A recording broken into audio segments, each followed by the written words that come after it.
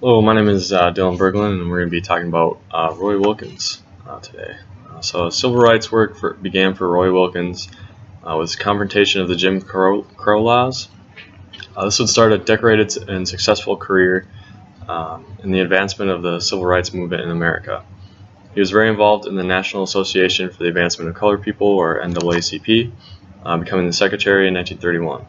He chaired the National Emergency Civil Rights Mobilization, which happened in 1949 and 1950, and he co-founded the Leadership Conference on Civil Rights, or LCCR. Wilkins later became the executive director of the NAACP and will continue to be a major influence there for many years. With the NAACP, Roy Wilkins played a very large role in getting the now famous court case Brown v. Board of Education all the way to the Supreme Court. Although it wasn't solely Wilkins that won this case, he had a very strong influence and made sure the case was in the public's eye. Ultimately, this case was won and ended segregation of public schools, allowing better opportunities for African American children to receive an education that was on par with the white children. Wilkins also backed a proposal by T.R.M. Howard, who was the head of the Regional Council of Negro Leadership, that would have black business owners and volunteer associations move their accounts to this bank owned by Tri-State Bank of Memphis, which is a black-owned bank. By 1955, about $300,000 had been moved to Tri-State Bank, which enabled the bank to give out loans to African Americans who had previously been denied loans by white banks simply because of their race. Doing this provided many new opportunities for the black community. Roy Wilkins also co-founded the Leadership Council on Civil Rights along with A. Philip Randolph and Arnold Aronson. The LCCR took a different approach to the advancement of civil rights. The LCCR focused more on lobbying for legislation changes by Congress more than holding demonstrations and protests.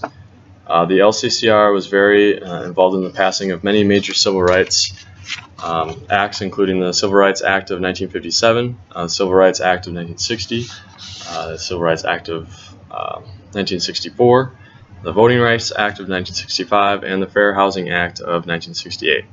The Civil Rights Act of 1957 established the Civil Rights Division in the Justice Department and empowered federal officials to prosecute individuals that conspired to deny or abridge other citizens' right to vote. Moreover, it created a 6-member U.S. Civil Rights Commission charged with investigating allegations of voter infringement.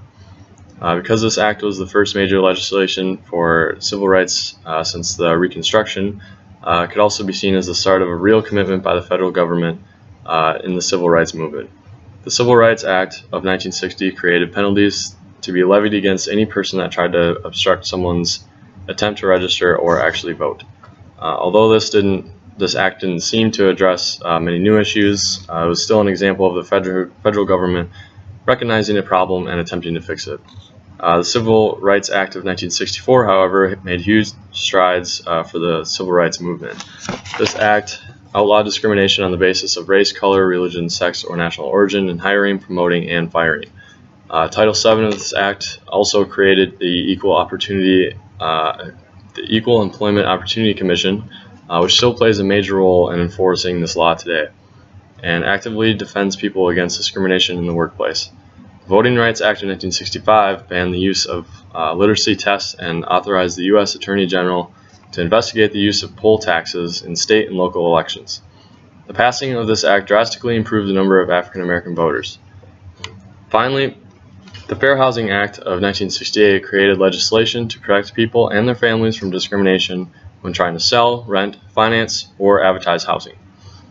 This protected African Americans when they were dealing with housing and started to give them the same opportunities at home ownership as the white population. All of these laws transformed the nation by outlawing discrimination in almost every aspect of American life. The LCCR later created the Leadership Conference Education Fund in 1969. It was aimed at the idea that the informed public is more likely to support effective federal civil rights and social justice policies.